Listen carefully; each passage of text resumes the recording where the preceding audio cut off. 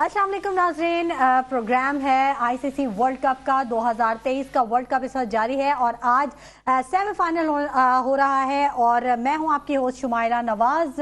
बैनिकेम के ताउन से हम ये प्रोग्राम कर रहे हैं और इंडिया और न्यूजीलैंड का आज जो सेमीफाइनल हो रहा है बड़ा सख्त मुकाबला होगा। ये कल से ही इसके मुतालिक बातें जारी थी और कहा यही जा रहा था कि इंडिया जो है वो फेवरेट है, हॉट फेवरेट है, लेकिन न्यूजीलैंड के बारे में ख्वाहिशात का इजहार किया गया था कि अगर न्यूजीलैंड जीत जाता है तो शायद कुछ जख्मों पे मरहम लग जाए या कुछ थोड़ा बहुत ठंड पड़ जाए।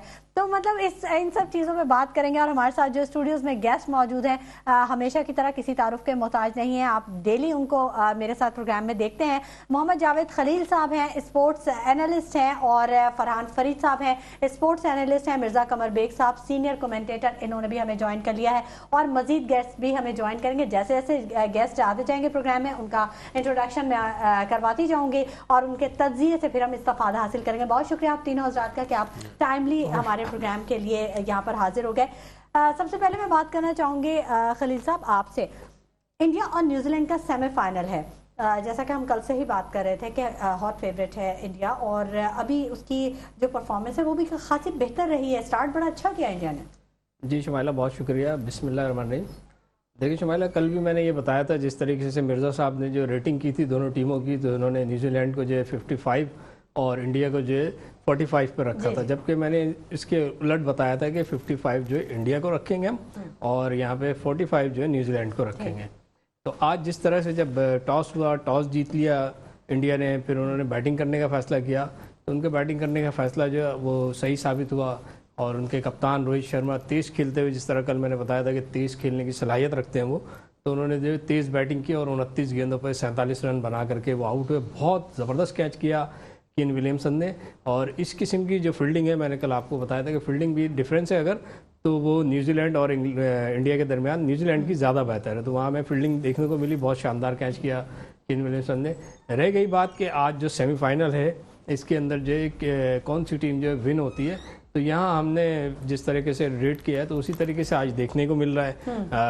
पिच उनके फेवर में है, बैट्समैन उनके पास जिस तरह कल मैंने बताया ऊपर के अगर 5-6 बैट्समैन ले लें आप तो सारे सेंचुरी मेकर हैं, सब ने सेंचुरियाँ बनाई हुई हैं। और विराट कोहली जिस तरह से अपनी टीम को लेके चलते हैं और मैच को लेके चलते हैं, एक होता है कि आप सिर्फ अपनी इनिंग खेल रहे हैं, दूसरा ये होता है कि आप अपनी टीम के लिए खेल रहे हैं और साथ साथ इनिंग बिल्ड करना अगर कोई सीखे तो वो इंडियन टीम से सीखे। एक के बाद एक जो है, अगर कोई विकेट भी गिर जाती है दूसरी और तीसरी विकेट पे जो बैट्समैन होते हैं वो पार्टनरशिप लगाते हैं, वो इनिंग को बिल्ड करते हैं और इस तरीके से बिल्ड करते करते आज के सेमीफाइनल में भी तकरीबन जो है 370 से ऊपर उन्होंने स्कोर कर दिया है। और देखना पड़ेगा कि न्यूजीलैंड के बैट्समैन जो है वो कारकर्दगी क्या दिखाते हैं। इंडिया के बल्लेबाजों ने तो अपना काम कर लिया है, अब रह गया है न्यूजीलैंड का देखने का कि वो किस किस्म की हिकमत अमली के साथ आते हैं। खुसूसन उनके कप्तान की बैटिंग जो है आज यहाँ देखना पड़ेगी केन विलियमसन की, और जिस तरह सचिन रविंद्रा खेल रहे हैं अब तक जो है बहुत अच्छी उन्होंने बैटिंग की है। इसी तरीके से दूसरे बल्लेबाजों को भी अपने कप्तान का साथ देते हुए इससे भंवर से निकालने की कोशिश करनी चाहिए और इससे मैच में जो है फातेह होना चाहिए न्यूजीलैंड को, ताकि फिर हम देखें जिस तरह से मैंने तज्जिया दिया, अगर आज न्यूजीलैंड की टीम इंडिया को हरा देती है तो फिर उसके सामने चाहे साउथ अफ्रीका आए या ऑस्ट्रेलिया आए, मेरी नज़र में फिर न्यूजीलैंड ही इससे वर्ल्ड कप की फातेह होगी। ठीक है, अच्छा ये तो हो गई न्यूजीलैंड की और इंडिया की जो क्रिकेट हो रही है, इसका जो इनिशियल जो दिया खलील साहब ने बड़ा अच्छा तज्जिया किया। फरहान साहब, आज एक बड़ा ज़बरदस्त रिकॉर्ड बनाया है विराट कोहली ने, दुनिया के सबसे ज़्यादा सेंचुरीज स्कोर करने वाले वो बन चुके हैं। सचिन तेंदुलकर का उन्होंने रिकॉर्ड तोड़ दिया है, तो कैसे देखते हैं आप उनके इस करियर के टर्निंग पॉइंट को? देखें, जब क्रिकेट की हिस्ट्री लिखी जाएगी तो विराट कोहली का नाम जो है मैं सुनहरे अल्फाजों में लिखा जाएगा, क्योंकि विराट कोहली जैसा क्रिकेटर जो है वो आज तक मैं नहीं समझता कि क्रिकेटिंग हिस्ट्री में आया है। उसके रिकॉर्ड्स ही बता देते हैं कि वो किस क्लास का बैट्समैन है और क्या बात है उसके अंदर। देखिए, रिकॉर्ड्स बाज़ किसी खिलाड़ी की अच्छी भी होते हैं, लेकिन जिस मौके पे वो अपनी टीम के लिए स्कोर करता है और जिस मौका जहां पर क्रूशियल टाइम पे जब टीम को ज़रूरत होती है, विराट कोहली ने आज अपने 50-100 सचिन तेंदुलकर जो उनके मास्टर ब्लास्टर हैं, जो उनके जिनको भगवान का दर्जा देते हैं वो लोग, उनका रिकॉर्ड जो है आज ब्रेक कर दिया है, तोड़ दिया है।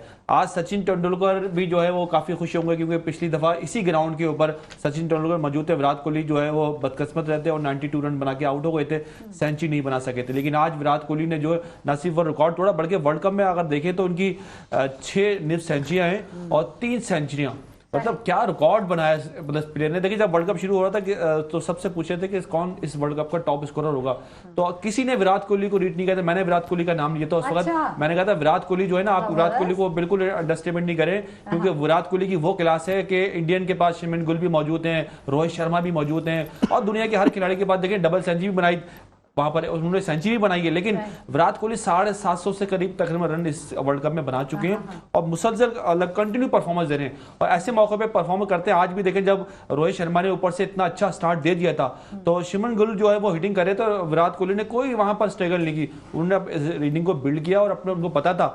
और आज एक बड़ी अच्छी एग्जाम्पल कोड हुई, जो पाकिस्तान हमेशा जो है इस की लैकिंग करता है, मिस कर जाते हैं। हम देखते हैं रिजवान को कि रिजवान जो है वो उनके क्रैम्प पड़ रहे होते हैं, वो गिर रहे होते हैं, वो मर रहे होते हैं, वो पिच के ऊपर लौट रहे होते हैं, वो बजरी भी खा रहे होते हैं, वो स्लाइडिंग मार रहे होते हैं, लेकिन वो अपनी 50 या अपने 100 करे बगैर ग्राउंड के बाहर नहीं जाते। मतलब उन्हें ग्राउंड के बाहर नहीं जाना, करना कप्तान ने उनको पूछने आना है, चाहे वो अगले मैच के लिए नसीम शाह अनफिट हो, उसने बॉलिंग करनी है, शाहीन आफरीदी को रिगड़ देंगे लेकिन उसको आराम नहीं कराएंगे। आज कप्तान ने प्लेयर भेजा अंदर, जैसे क्रैम्प पड़े हल्का सा रन लेते हुए तो फौरन अंदर प्लेयर भेजा और कहा कि शिमन गुल को कप्तान ने इशारा किया, आप बाहर आ जाए, आप हमारे लिए फाइनल के लिए बहुत इंपॉर्टेंट है। तो ये चीजें देखें, पाकिस्तान की टीम लैग कर रही है, मुसलसल इस तरह लैग कर रही है। और आज जो है न्यूजीलैंड की टीम ने जो है वो इस तरह की बॉलिंग नहीं की, टॉस हार गए, बदकिस्मत रहे। इस ग्राउंड के ऊपर 4 मैचेस खेले जा चुके हैं, 3 मैचों में 350 रन 3 दफा बन चुके हैं, ये आज चौथी दफा बने। तो इस पिच के ऊपर जो टीम पहले बैटिंग करती तो उससे ये एडवांटेज मिलता, तो आज इंडिया यहां से तो अपनी नैया पार लगा जाएगी, लेकिन मैं नहीं समझता कि फाइनल जो है वो इंडिया जीतने में कामयाब होगी। अच्छा, ये जबरदस्त, ये मैं आज पेशेंगोई कर रहा हूँ, इंडिया की टीम फाइनल नहीं जीत सकती, चाहे उसके सामने साउथ अफ्रीका हो, चाहे वो ऑस्ट्रेलिया हो। आप क्या कहेंगे मिर्जा कमर बेग साहब? देखिए बहरहाल जो मेन फैक्टर था टॉस जीतना, वो तो इंडिया ने अचीव कर लिया था, जिसकी वजह से आधा मैच समझ लें उनके, और आधा मैच जो फ्लैट ट्रैक है, अच्छा यानी समझ लें सीमेंट क्या ऐसी तख्ता पिच है कि अब न्यूजीलैंड को चाहिए तो बॉल फट जाती है। पटाखा पिच बोले। तो इसमें अब न्यूजीलैंड का किरदार देखना पड़ेगा, क्योंकि न्यूजीलैंड की जो पिच जो है, न्यूजीलैंड की जो बल्लेबाजी है वो आखिर तक डेप्थ है उनकी बल्लेबाजी में, तो वो अभी आखिर तक जब तक मैच खत्म ना हो हम कुछ नहीं कह सकते, क्योंकि अब कल सुनने में आ रहा था अभी सुबह में कि ये कुछ डिस्प्यूट है पिच का भी, कि पिच चेंज हुई है रात में कुछ, यानी वो इंडिया के, अब ये बाद में खुलेंगी चीजें, इंडिया के फेवर में आई है। न्यूजीलैंड भी तो इसी में बैटिंग करेगा, हाँ तो वही वो तो देखे ना बाद में इंडिया टॉस इन्होंने एक ही सिक्का रखा हुआ था, दोनों तो एक ही था। न्यूजीलैंड इंडिया से ये कहेगा, मैं इसके शेयर कहना चाहता हूँ मैं कि जरूर कहेगा खेलने की तमन्ना थी तो हमसे कहते, हम तुम्हें ला देते बाजार से खिलौने, और तो ये नहीं वो परफॉर्म करके आया, तो इस तरह तो नहीं कहना पिच कंडीशन थी, सोशल मीडिया की बातों पे आप जा रहे हैं। बात कंप्लीट कर ले मिर्जा साहब, तो मैं नेक्स्ट वीक गेस्ट का तारुफ करा दीजिए, आप कंप्लीट। तो मेरा कहने का मकसद यही है कि अभी खेल पड़ा है और यहाँ न्यूजीलैंड के बैट्समैनों की आज पूरी तरीके से आजमाइश हो जाएगी, जो वो कैपेबल हैं इस चीज के, उनके 10वें नंबर तक बैट्समैन है। अब ये है कि स्टार्ट वो कैसा लेते हैं, 10 ओवर में अगर वो जैसे बगैर किसी विकेट के और 100 रन, हाँ बिल्कुल 100 रन कर दें 10 ओवर में, तो फिर इंडिया भी हिलेगा, क्योंकि बड़े स्लॉगर हैं उनके पास अब तक देखें। और जैसे ये बात कर रहे थे फरहान, वो रिजवान को यानी अब क्रैम्प भी पड़ गया, लेकिन वो लेकिन आप ये देखें ना वो क्यों जाता, उसे पता था हमारी टीम में बैटिंग में डेप्थ नहीं है, तो इंडिया के कप्तान को तो पता था मेरा 2 सेंचुरी मेकर बैठे हुए, तो उसने बोला भाई तू आ जा, आपने उसको और वो कर लिया। उसकी मिसाल जैसे मैक्सवेल ने दी थी, उसके भी लेट गया, उसने जाने नहीं दिया, वो मैच जिता के निकला। वैसे नॉर्मली हमारे यहाँ ये मिजाज है कि हम क्वालिटी पे कॉम्प्रोमाइज कर लेते हैं, क्वांटिटी पे कॉम्प्रोमाइज नहीं करते। एक हमारे जो गेस्ट हैं उन्होंने भी हमें ज्वाइन कर लिया है, मुनीर कादरी साहब स्पोर्ट्स एनालिस्ट हैं, अक्सर हमारे प्रोग्राम में आते रहते हैं, उन्होंने भी हमें ज्वाइन कर लिया। बहुत शुक्रिया मुनीर कादरी साहब, आपसे भी बात करेंगे, लेकिन नाज़रीन यहाँ वक्त हो गया एक छोटे से ब्रेक का, हमारे साथ रहिएगा। वेलकम बैक नाज़रीन, और गुफ्तगू के सिलसिले को आगे बढ़ाएंगे। ब्रेक पर जाने से पहले हमें ज्वाइन कर लिया था मुनीर कादरी साहब ने, स्पोर्ट्स एनालिस्ट हैं, उनसे बात करते हैं, उनसे जान लेते हैं। मुनीर कादरी साहब, आप क्या कहेंगे आज के मैच के हवाले से? कुछ खबरें उड़ती उड़ती इस तरह से आ रही हैं कि कुछ पिच में चेंजेस हुई हैं जो बैटर्स को सपोर्ट करेंगी या इंडिया को सपोर्ट करेगी, तो कैसे देखते हैं आप आज के मैच को कि कहीं पे कोई बारीक काम तो नहीं हो रहा? देखें, पिच के हवाले से तो बहुत ही मसनत चीज़ है ये कि अगर पिच तब्दील होती है तो हमेशा बॉलर्स के हवाले से होती है। अच्छा, बैट्समैन का कोई ताल्लुक नहीं होता, नंबर एक। सेकंड नंबर पे अगर उन्होंने टॉस जीत के पहले बैटिंग की है तो इतना उन्हें मालूम है कि हाँ ये बैटिंग विकेट है, तो इसलिए उन्होंने बैटिंग का फैसला किया। ठीक है। उसके बाद जो सबसे बड़ी बात है वो इस वक्त हमें इंडिया की जो बैटिंग है, इंडिया की जो टीम है, इंडिया की जो परफॉर्मेंस है, उससे अपनी टीम का तज्जिया करना बहुत ज़रूरी है, क्योंकि अब जो मराइल है वो तकरीबन समझ लें ख़त्म पजीर है, और ये चैनल भी और मुख्तलिफ चैनल पर बैठने वाले लोग भी कम बेश अब 1 से 2 दिन के बाद जो है फारिग हो जाएंगे। तो जो आवाम तक जो बात पहुंचानी है, शायकीन तक बात पहुंचानी है, जो हमारे इस कल्चर के रूरवा है यानी बोर्ड के अहलकार और दीगर लोग, उन तक ये बात पहुंचानी है कि आपने अगर किसी से न सीखें, लेकिन इंडिया की बैटिंग, इंडिया की बॉलिंग, इंडिया की फील्डिंग और इंडिया की जो स्ट्रेटजी है और जो इंडिया के मैनेजमेंट है, टीम मैनेजमेंट, उससे सीखना बहुत ज़रूरी है। सही। इस वक्त जो तकरीबन 400 रन कमोबेश उन्होंने 399 का हदफ दिया है, तो न्यूजीलैंड के लिए ऐसे क्रिकेट टीम अगर आप कहें तो हो सकता है कि हम ये कहें कि वो ये इसको चेस कर सकती है, लेकिन देखिए पहले भी ये बात आ चुकी है कि 320, 330, 340 तक का हदफ जो है वो हम कोशिश करके उसको कर देते हैं, लेकिन 400 रन पे जाके बहुत मुश्किल होता है कि एक दफ़ा इतना बड़ा जो एवरेज है उसको मेंटेन किया जाए, कंटेन किया जाए। ठीक है मुनीर कादरी साहब, यकीनन हम आपसे और भी मजीद आपका तजिया लेंगे। इस वक्त हमें मेडिकेम ग्रुप ऑफ कंपनीज के मैनेजिंग डायरेक्टर जुनैद खलील नैनीताल वाला साहब ने ज्वाइन कर लिया। खुशामदीद कहेंगे उनको। अस्सलाम वालेकुम जुनैद खलील साहब। Thank you. खलील साहब, अभी जो इंडिया की परफॉर्मेंस है न्यूजीलैंड के साथ जो उसका मैच हो रहा है, 398 का हदफ दे दिया है उसने न्यूजीलैंड को जीत के लिए, और क्या कमाल खेला है। मतलब विराट कोहली ने रिकॉर्ड्स बना दिए हैं, दुनिया के नंबर 1 बन गए सबसे ज़्यादा सेंचुरीज बनाने के लिए बनाने वाले, और सचिन तेंदुलकर का भी उन्होंने रिकॉर्ड तोड़ दिया और बड़ा कमाल बैटिंग की है। तो कैसे देखते हैं आप आज के मैच को? सेमीफाइनल है, अहम मैच है बड़ा। देखें, बिल्कुल आप जरा बैटिंग का तजिया करें तो आपको अंदाजा होगा कि किस दिलेरी से जो ना वो कैप्टन ने जो ना वो बैटिंग की है। रोहित शर्मा ने फ्रंट के ऊपर जाके पहले ही ओवर से जो ना जो उनकी न्यूजीलैंड की बैकबोन थी बोल्ड, उसकी जो ना उसके ऊपर उसने अटैकिंग क्रिकेट खेली है। 27 बॉल पे 47-48 रन जो ना उन्होंने बनाए। तो उन्होंने बेसिकली न्यूजीलैंड की कमर जो ना वो शुरू से ही तोड़ दी है। They are playing with a good plan के विराट कोहली जो ना वो विकेट स्टे करके रना बॉल खेलेगा, रोहित शर्मा जो ना वो हिटिंग करेंगे, शुभमन गिल उसके बाद हिटिंग करेंगे। उसके बाद जो ना जैसे मैंने कल कहा था आपसे, वो सेम आज भी वही चीज है कि भाई इनकी पूरी टीम परफॉर्म कर रही है। अगर आज आप इनका पूरा बैटिंग देखें, 47 रोहित शर्मा ने बनाए, 80 शुभमन गिल ने बनाए, कोहली ने 100 बनाई, सैयद ने जो ना वो उसने 100 बनाई, राहुल ने आके तो 37-28 रन बनाए। अब आप ऐसी टीम के साथ जो ना वो मतलब कैसे कम्पीट करेंगे जिसके 11 के 11 लड़के परफॉर्म कर रहे हैं। सही, ठीक है। तो अब जब जो 398 का एक बहुत बड़ा हदफ दे दिया है, आप समझते हैं कि न्यूजीलैंड के लिए इसको चेस करना आसान होगा?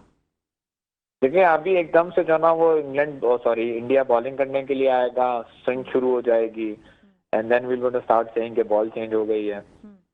तो ऐसा नहीं है। उनको मतलब they are very well prepared for everything. उन्होंने जो ना अपने बॉलर्स, अपने बैट्समैन को प्रॉपर तरीके से प्रिपेयर्ड किया है, और फॉर्चुनेटली लक भी उनको साथ दे रही है। अगर हमने शुरू में देखा तो 2-4 जो ना वो चांसेस जो ना इधर उधर जो ना वो चले गए, वो आउट भी हो सकते थे, उसकी जगह जो ना इनको ही जो ना वो मिल गया। तो I think Fortune favour the brave, और ब्रेव तरीके से वो क्रिकेट खेल रहे हैं, अटैकिंग वो क्रिकेट खेल रहे हैं जो आजकल की जरूरत है।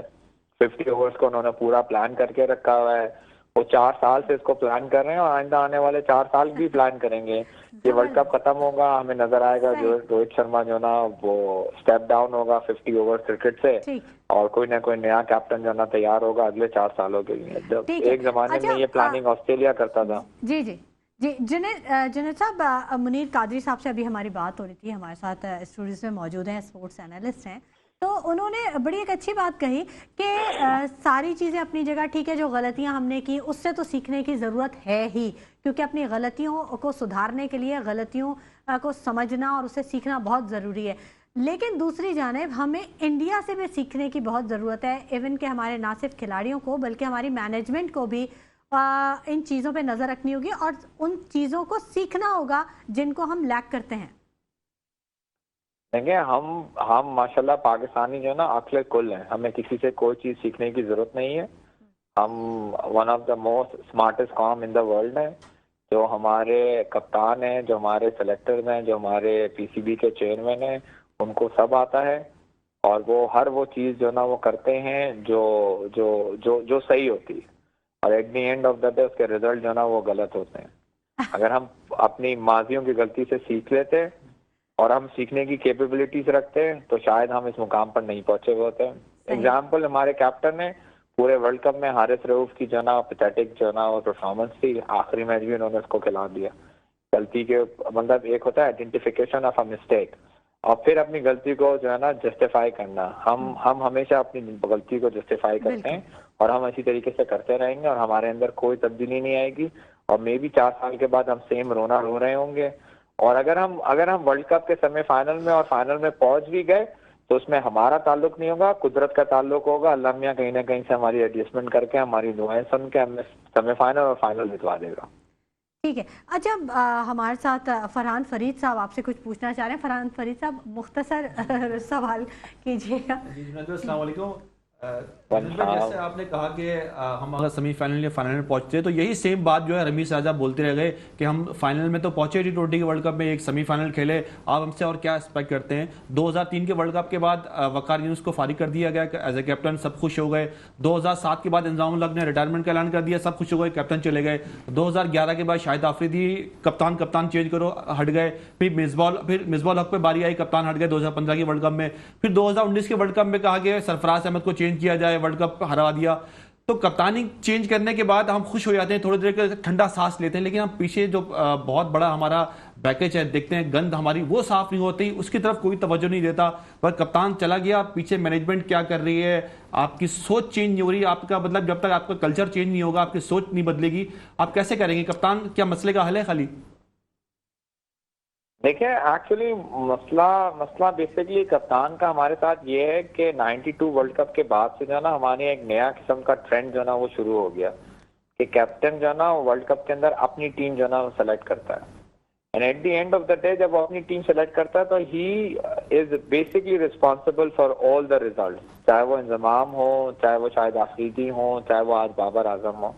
हमारे जो चीफ सेलेक्टर साहब हैं वो सिर्फ और सिर्फ जो है ना वो अपनी सैलरीज और अपना पोर्टफोलियो जो है ना जमा कर रहे होते हैं, और हम जितनी भी कमेटीज बनाते हैं उनका काम सिर्फ और सिर्फ जो है ना अपना पोर्टफोलियो और सैलरी जो है ना जमा ही करना होता है।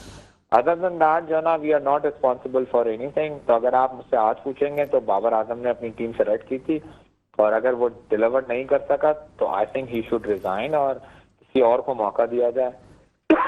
और जहां तक आप सही करने की ताल्लुक रखते हैं तो हमारी मैनेजमेंट स्ट्रांग होनी चाहिए।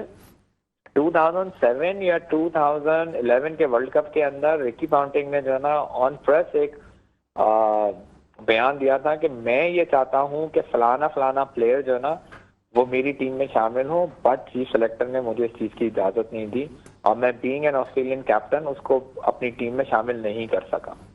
ये होती है जो ना मैनेजमेंट के भाई जो सेलेक्टर का काम है वो सेलेक्टर का काम करे, जो कैप्टन का काम है वो कैप्टन अपना काम करे। बट हमारे यहाँ क्या होता है कि कैप्टन जो है ना वो सिलेक्शन का भी काम कर रहा होता है, अपने हर दिल अजीज प्लेयर्स को वो आगे लेकर आता है, और फिर हमारे यहाँ जो ना अनफॉर्चुनेटली थोड़ा सा पॉलिटिकल इन्वॉल्वमेंट भी होती है, जिसको मुझे पसंद नहीं आता मैं उसको फायर कर देता हूँ। ठीक है, ये बात तो आपने बिल्कुल दुरुस्त कही जुनैद साहब। अच्छा, कुछ वक्त से हम ये सुनने में आ रहा था कि सरफराज जो हैं वो कैप्टनसी के लिए उनका नाम सामने आ रहा है, ख़ासतौर पे जब कायद-ए-आज़म ट्रॉफी उन्होंने जीती और बड़ा अच्छा परफॉर्म किया तो उसके बाद ये सुनने में आया, लेकिन फिर कल से जो हवाओं का रुख था वो फिर तब्दील हो गया। देखिए, लॉबिंग होती है कैप्टन बनने के लिए, ऐसा नहीं है कि आप कायद-ए-आज़म ट्रॉफी में परफॉर्म करें और टक करके आपको जो है ना वो कैप्टन बना दिया जाएगा। तो आप लॉबिंग हुई हुई है, लॉबिंग आगे तैयार हुई हुई है, और जिनका नाम कल आया है लॉबिंग उन्हीं के लिए हुई हुई है। अच्छा, जो आप लोग सब चीजें सुन रहे हैं वो सही है, वो नजर भी आ रहा है, और पूरा प्लेटफॉर्म उन्हीं के लिए तैयार किया गया है।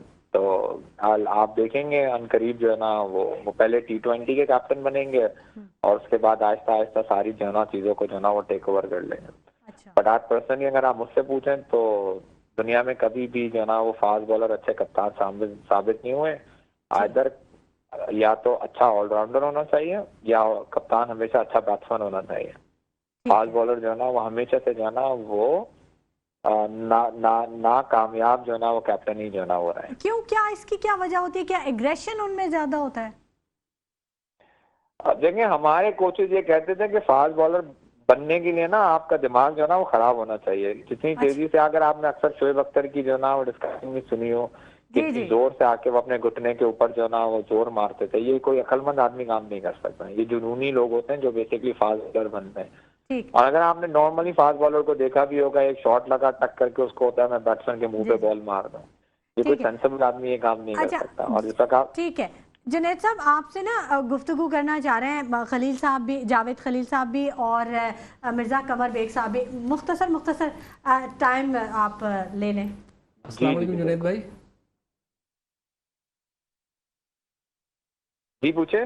जी जुनैद भाई, मैं आपसे ये पूछना चाहता हूँ कि जो 4 सालों के अंदर जब कप्तान बनाया गया बाबर आजम को, तो क्या आपको उनके अंदर वो कप्तान की मैच्योरिटी नज़र आई? क्योंकि अब ये बात की जा रही है, क्योंकि पहले टेस्ट सीरीज़ है अगर हमारी तो ऑस्ट्रेलिया में, तो कहा जा रहा है बाबर आजम जो है वो वनडे और T20 से रिटायरमेंट का ऐलान करें और टेस्ट के कप्तान बने। तो क्या उनकी वो मैच्योरिटी आपको नज़र आ रही है कि आइंदा चल के वो पाकिस्तान की टीम के लिए एज ए कैप्टन फ़ायदेमंद रहेंगे?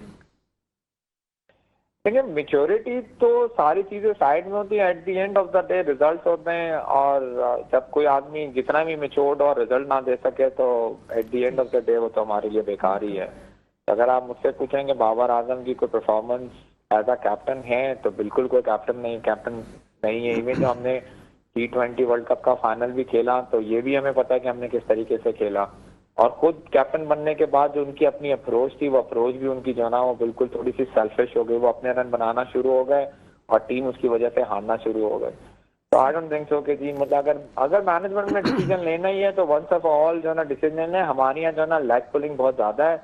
अगर हम 2 फॉर्मेट का कैप्टन किसी को बनाएंगे और वो तीनों फॉर्मेट खेल रहा होगा तो वो तीसरे फॉर्मेट में आके उसको डिस्टर्ब करेगा। आप हमारा नेचर जानते ही हैं पाकिस्तानियों का माशाल्लाह, तो ऐसे ही रहेगा। तो आई थिंक अगर कैप्टन होना चाहिए या तो कोई ऐसा कैप्टन हो जो सिर्फ वही फॉर्मेट खेलता हो तो ठीक है, लेकिन अगर कोई तीनों फॉर्मेट खेलता है तो उसको नहीं खेलना चाहिए। ठीक है मिर्जा साहब, आप भी कुछ पूछना चाह रहे थे, आप भी पूछ रहे हैं जुनैद साहब। अस्सलाम वालेकुम जी। और अब आपने बड़ी अच्छी बात कही थी कि तेज़ बॉलर कप्तान कभी अच्छा नहीं रहा, और ये यानी और होता भी नहीं है। उसकी एक लॉजिक मैं ये भी बयान करूँगा कि हम उस ज़माने में कहते थे कि यार क्योंकि फास्ट बॉलर को थर्ड मैन या फाइन लेग पे फील्डिंग करने के लिए दिया जाता है, क्योंकि उस स्ट्रॉन्ग आर्म और थ्रो बहुत ही उसकी स्ट्रॉन्ग होती है, तो वो एडवांटेज हम खो देते हैं। अगर फास्ट बॉलर को हम कवर पे आए, स्लिप में आए, वो कप्तान का सबसे अच्छा कप्तान वही होता है जो कीपर हो या स्लिप में फील्डर या कवर में करता हो। इसके लिए आप थोड़ा सा आप बताएं, क्योंकि अगर शाहीन आफरीदी को हमने बना दिया तो समझ लें, ये मैं आज कह रहा हूँ, वो अभी तो वनडे में उसका कलर नज़र नहीं आया। ये जो टेस्ट हमारा वर्ल्ड कप जो हुआ है उसके बाद वो T20 से भी जाएगा और कहीं T10 का ना रह जाए। जी बिल्कुल। एक्चुअली फास्ट बॉलर के साथ एक और भी मसला होता है, अगर वो बेसिकली कवर्स पे फील्डिंग करे उसकी इंजरी के चांसेस भी ज्यादा हो जाते हैं। और ड्यूरिंग द मैच अगर आपका एक बॉलर खत्म हो जाए और वो इंजर्ड हो जाए, जैसे हमने T20 के फाइनल में भी देखा था कि शाहीन को जब इंजरी हुई तो हम किस तरीके से जाके जाना ब्लॉक्ड हो गए, तो वो बिल्कुल चांसेस हो जाते हैं। इसीलिए कोशिश ये किया जाता है कि मेन लाइमलाइट से जो ना फास्ट बॉलरों को दूर रखा जाए। बट देखें at the end of the day PCB की अपनी मनमानी है, अपनी मर्जी है, और जैसे हमारा मुल्क चल रहा है वैसे ही हमारी जो ना वो पीसीबी चल रही है। ठीक है, बहुत शुक्रिया जुनैद खलील नैनीताल वाला साहब, आपने वक्त दिया हमारे प्रोग्राम को और बेहतरीन तज्जिए से हम सबको इस्तेफादा करवाया। बहुत शुक्रिया आपका। नाज़रीन, इंडिया ने इस वक्त न्यूजीलैंड को जीत के लिए 398 का हदफ दिया है और न्यूजीलैंड जो है वो अब उस हदफ के ताक़ुब में जारी, गुफ्तगू का सिलसिला जारी रहेगा। वक्त हो गया एक छोटे से ब्रेक का, हमारे साथ रहिए। क्रिकेट के प्रोग्राम में आपको फिर एक मरतबा खुश आमदीद कहेंगे। 2023 का क्रिकेट वर्ल्ड कप और जो न्यूजीलैंड है वो चेस करेगी, 398 रन का हदफ दिया है इंडिया ने उसको चेजिंग के लिए। मुनीर कादरी साहब की बात अधूरी रह गई थी, मैं चाहूंगी कि मुनीर साहब आप अपनी बात मुकम्मल करें, आप क्या कहना चाह रहे थे? मैंने जो कहना चाह रहा था वो तो आपने जुनैद साहब को भी एंडोर्स कर दिया। अच्छा। तो वो तो बात एक मुकम्मल हो गई। अच्छा। सेकंड थिंग ये है कि इस सेमीफाइनल में एक चीज़ नज़र आ रही है कि इंडिया अगर सेमीफाइनल तक पहुंचा है तो अपनी क्वालिटी से पहुंचा है, ठीक है, बेस्ट परफॉर्मेंस से पहुंचा है। और देखें, कोई भी शॉर्टकट को इस्तेमाल करता है या नेगेटिव टैक्टिक्स इस्तेमाल करता है, लेकिन फील्ड में उस वक्त जो हम देख रहे हैं वो देख रहे हैं कि 90% हम कह सकते हैं कि उनकी जो परफॉर्मेंस है वो आउटस्टैंडिंग रही है। आप ये नहीं कह सकते कि उन्होंने कोई लेफ्ट से या राइट से कोई ऐसी चीज़ की और उसके बाद जीत गए हो। और देखिए कि एक दफ़ा जीतेगा, दो दफ़ा जीतेगा, ऐसा कोई चोर नहीं होता जो चोरी करता रहे और सरदार बन जाए और बादशाह बन जाए। चोर जो है वो एक दफ़ा ज़रूर पकड़ा जाता है। दीगर जो टेक्निकल चीज़ें हैं जिसमें पिच का अलग होना, पिच का बगैर ICC से कहे हुए कोई बात करना, ये इसलिए कबल वक्त है कि आपको मालूम है कि इंडिया के अंदर ही तो ICC है। तो जो स्टेटमेंट हमने देना है या सुनना है वो किसी को भी आ जाएगा, तो हम इतना हम लोग खुशफहमी के बहुत शिकार हो जाते हैं। कुछ नहीं तो हम टांग खींचेंगे पिच के नाम पे, अपनी इस्लाह नहीं करेंगे कि हम कैसे बैटिंग करें, कैसे बॉलिंग करें, कैसे कप्तान बनाएं, कैसे अपनी टीम को चलाएं, कैसे अपने मुल्क को चलाएं। लेकिन दूसरों के मामलात को नेगेटिव करके खुश होते हैं कि यार वो जो है वो हार रहा है या वो ख़राब कर रहा है। तो मैं समझता हूँ कि इस वक्त पाकिस्तान टीम को इस सेमीफाइनल से और फाइनल से और इन टीमों से जो चारों टीमें पहुँची हैं, ये बहुत ही क्वालिफाइड जिसे कहते हैं वो टीमें हैं और उन्होंने बिल्कुल प्रूव किया कि वो इसी काबिल थी और इन्हीं को पहुँचना चाहिए था। अगर कोई और पहुंचता तो बहुत मुश्किल से हम किसी के लिए कह सकते हैं, लेकिन मेरे ख्याल में 4 बेस्ट टीमें पहुंची हैं। इसके अलावा जो फाइनल के अंदर और सेमीफाइनल के अंदर जो भी आप परफॉर्मेंस देख रहे हैं, इसका मतलब यह है कि एक टीम 398 रन कर रही है। तो 398 रन का मतलब क्या हुआ कि सामने वाली टीम भी मजबूत है और एक बड़ी तादाद जो है न्यूजीलैंड को फातेह करार भी दे रही है। उसको वर्ल्ड कप का फातेह भी करार दे देते हैं बहुत से पेशिंग गोई करने वाले, लेकिन देखें वो भी 400 रन खा रही है। किससे खा रही है? इंडिया से। इसका मतलब इंडिया का कोई म्यार है कि जिस पे हम बाजी लगा के बैठे हुए हैं उसके बावजूद वो उसे पूरा उतर रहे हैं। और मेरा तो यह है कि क्योंकि 400 रन इतने कम नहीं है कि जिसको हम इतने बड़े आराम से एस्टिमेट करने के नहीं कर लेंगे। एक बहुत मुनासिब स्कोर है। और फिर जैसे पहले भी कुछ बड़े स्कोरों में बात होती रही है कि अगर 2 से 3 खिलाड़ी आउट हो गए 100-150 रन पे तो फिर इनका 350 तक का भी हदफ पहुंचना मुश्किल है। मेरे जहन में 300 से 320 का फिगर है जो न्यूजीलैंड जो है बना सकती है। अच्छा, आज तक इतना बड़ा टारगेट चेस नहीं हुआ वर्ल्ड कप के अंदर। 344 पाकिस्तान ने चेस किया, सबसे बड़ा टारगेट जो था। मतलब ये इस लिहाज से देखा जाए तो ये बहुत बड़ा स्कोर है। अच्छा, मुनीर भाई ने सारी बातें समेट दी, मैं छोटी सी एक बात करूंगा कि देखें। नहीं आप बड़ी बात कर लें। नहीं मैं छोटी सी बात करूंगा कि देखें हमारा जो क्रिकेट बोर्ड है ना, आप देख लें रमीज राजा के बाद, एहसान मानी के बाद से आप देख लें मुसल्लत किया जा रहा है। हमारे यहाँ लोग मुसल्लत किए जा रहे हैं, लीडर नहीं हम बना रहे हैं, लीडर को हम लेके नहीं आ रहे, कोई पसंदीदा शख्स नहीं आ रहा। इसी तरह रीजन के अंदर भी लोगों को मुसल्लत किया जा रहा है। इलेक्शन यहाँ हो रहा है, बैठे लोग इस्लामाबाद में कर रहे हैं। हमारे यहाँ क्लब क्रिकेट 3 साल से नहीं हुई, पाकिस्तान की बात कर रहा हूँ मैं, पूरे पाकिस्तान के अंदर क्लब क्रिकेट 3 साल से नहीं हुई। तो आपका क्या प्रोडक्ट तैयार होगा? आपकी नर्सरी बंद पड़ी हुई है, आपके पाइपलाइन से जब मशीनरी बंद हो गई है, आपको रॉ मटेरियल कहां से निकलेगा? आपकी क्लब क्रिकेट नहीं हो रही है और आपके रीजन, आपके ओहदेदार खुश होकर बैठे हुए कि हमने जो है इलेक्शन करवा लिया, हम इलेक्शन में इलेक्ट होके आ गए, हमने जो है वो टूर्नामेंट करवा दिए। आपकी क्लब क्रिकेट नहीं हो रही, आपके आगे मामला नहीं चलेंगे। आपके इलेक्शन में जो लोग आए इलेक्ट होके तो आए, लेकिन वो सिलेक्शन कहां से हुई है? अब जिन्होंने सिलेक्शन की थी वो रो रहे हैं बैठ के कि हमारा बंदा तो चला गया। नजम सेठी साहब जो है वो इतना बड़ा हाइब्रिड सिस्टम देके चले गए जिसका नुकसान हमें वो खुद चले गए। इसी पहले रमी साजा जो आए इतना बड़ा जो है वो जूनियर PSL देके चले गए, खुद चले गए। इस तरह जगा शरफ साहब आए, इतने बड़े बड़े फैसले कर रहे हैं, 25-25, 30-30 लाख रुपए की सैलरी पर लोग रख रहे हैं, कोई 250-300 मुलाजिम उन्होंने इधर से उधर पिछाड़ कर दिया है, खुद चले जाएंगे। मतलब पाकिस्तान की टीम की ऐसी कम तैसी करके खुद साइड में चले जाते हैं, करे कौन भरे कौन। अब इतना बड़ा मलबा है, इतनी बड़ी गंद है, जब तक बहुत बड़ा ऑपरेशन नहीं होगा, बल्कि सर्जरी नहीं होगी, जब तक जो है हमारा क्रिकेट बोर्ड को इतार पितार जैसे श्रीलंका का हाल हुआ है ना, मैं कह रहा हूं इस तरह कर दें, चले हमारे क्रिकेट ही बंद हो जाए, ICC हमारे बैंड लगा दे 1 साल के लिए, लेकिन हम अपनी नर्सरी को ठीक करें, हम इसी लायक हैं। फरहान साहब अभी बैन नहीं है तो हम अपनी नर्सरी नहीं देखिए, जब तक हमारे ऊपर कोई जब बैन हो गया आग लग गई घर के चराग से। बिल्कुल, हाँ, घर को चराग लगी, घर के जो आगे हमारे अपने लोग ही जो है वो पैसों के लालच में, औहदों के लालच में अंधे हुए बैठे हुए। सही, बिल्कुल, ये बात तो आप मतलब हम अपने बच्चों का फ्यूचर नहीं देख रहे, हम अपनी जेब को देख रहे हैं, अपने इख्तिदार को देख रहे हैं, अपने औहदों को देख रहे हैं। हर जगह ये हाल है। वही इंसान जो है क्रिकेट बोर्ड में भी आके बैठा हुआ है, वही इंसान रीजन में आके बैठा हुआ है। कोई तालीम देख लें, सेहत, अखलाकी मेयार तो हमारा रहा ही नहीं है ना। बिल्कुल, माशरे के चीजों में हम जो अखलाकियात थी हमारी, वो हमारी बिगड़ गई है और ये सबसे ज्यादा बड़ा नुकसान है आने वाली नस्लों। अभी मैं आपको बताऊं, बिल्कुल हम आपकी बात करेंगे, लेकिन वक्त हो गया एक छोटे से ब्रेक का, हमारे साथ रहिएगा। गुफ्तगू के सिलसिले को आगे बढ़ाते हैं, वक्त कुछ अब मुख्तसर रह गया है और लास्ट कमेंट में लेना चाहूंगी। फरहान साहब बताइएगा आप क्या कहना चाह रहे थे। मैं ये कह रहा था कि हम लोग इस अफरा तफरी के दौर में, इस पुरफकन दौर में जहां हम बच्चियों की भावनाओं से खेल रहे हैं। अभी एक कराची के अंदर मुतनाज़ा जिना लीग की बात हुई, जहां पर 3,000 रुपए रजिस्ट्रेशन के नाम से बच्चों से पैसे लिए गए, कोई 20 लाख के करीब कोई आसपास रकम जमा हुई बच्चों से। और उसके बाद फिर एक और नया शुशा छोड़ा गया कि अंडर 13, अंडर 16 और अंडर 19 के ट्रायल लिए जा रहे हैं, पाकिस्तान क्रिकेट टीम बन रही है। अच्छा। और उसकी ट्रायल भी जो है वो केसीसी स्टेडियम में होंगे। और जिना लीग के ट्रायल भी केसीसी स्टेडियम में हुए। और ये पोस्ट कहां से आई, किसने पोस्ट की, ये प्रोपेगेंडा किसने किया, उसमें पाकिस्तान क्रिकेट बोर्ड का मोनोग्राम लगाया गया, पोस्टर लगाया गया। बच्चों में अफरा तफरी मच गई कि अभी ट्रायल हो रहे हैं, कल परसों ट्रायल है, हम कैसे आए कैसे जाएं, हमें स्कूल कॉलेज के मसले ये है। और उसके बाद फिर पता चला कि पीसीबी ने इसको बिल्कुल इग्नोर कर दिया कि हमने कोई डेट नहीं दी है, कोई ट्रायल नहीं हो रहे, जब ट्रायल होंगे तो हम अपनी वेबसाइट पे दे दिए जाएंगे। मतलब कौन लोग थे, मतलब कौन लोग हैं जो इस तरह की फेक खबरें फैला रहे हैं और इस तरह की मतलब बच्चों के मुस्तकबिल से खेल रहे हैं आप। अगर अब केसीसी के अंदर भी 2 ग्रुप बन गए, एक जोन 6 अलग खड़ा हुआ है, बाकी जोन अलग खड़े हुए हैं। मतलब ये हो क्या रहा है समझ में नहीं आ रहा मुझे। ठीक है मुनीर साहब आप बताइए। मुनीर साहब सॉरी कमर साहब। अच्छा, मैं एक बात करूँगा कि सबसे पहले देखें, हम जो बात करते हैं ना शफाफियत की, तो शफाफियत तो हमारी वहाँ से, मैंने वहाँ तो फॉलो कर रहा था कि इंडिया में टॉस हुआ था, वो सरफराज ने भी ये बात कही थी, गवास्कर ने टॉस किया तो आसिफ इकबाल थे, ठीक है, कॉइन उछालते आसिफ इकबाल ने कहते यू विन द टॉस।